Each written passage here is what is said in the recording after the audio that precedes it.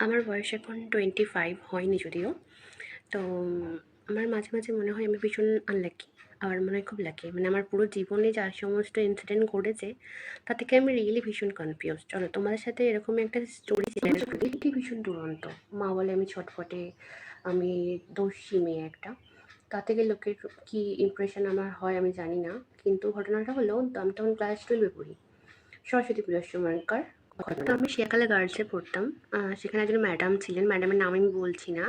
তো যখন এরকম ইনভিটেশন করতে হয় না ভার্সিটি পুজোর সময় স্কুলে বা আশপাশ কলেজে, সেই সময়কার ঘটনা। তো সবাই মানে তখন লাস্ট, তাই আমরা সব বন্ধুরা খুব এক্সাইটেড ছিলাম যে ইনভিটেশন করতে যাব।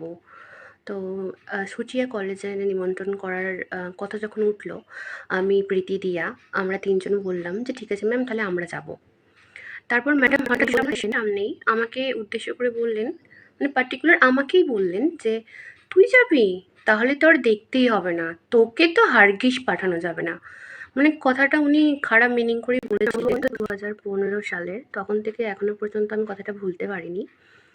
সবার সামনে আমাকে কথাটা বলেছিলেন। সবাই আমার দিকে তাকিয়ে ছিল। না জানি সবাই আমার সম্বন্ধে কী, কী ভাবছিল। হয়তো আমি কী, কী করে বেড়াই।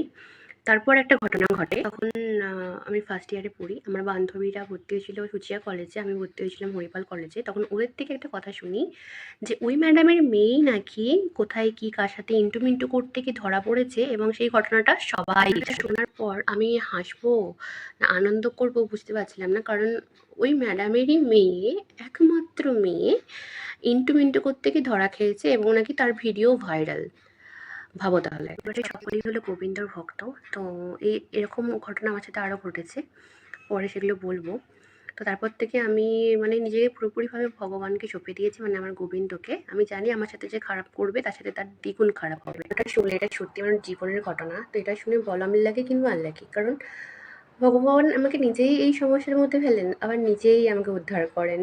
আমি তো মনে করি, কি মনে করি আমি? জানি না, তোমরাই বলো।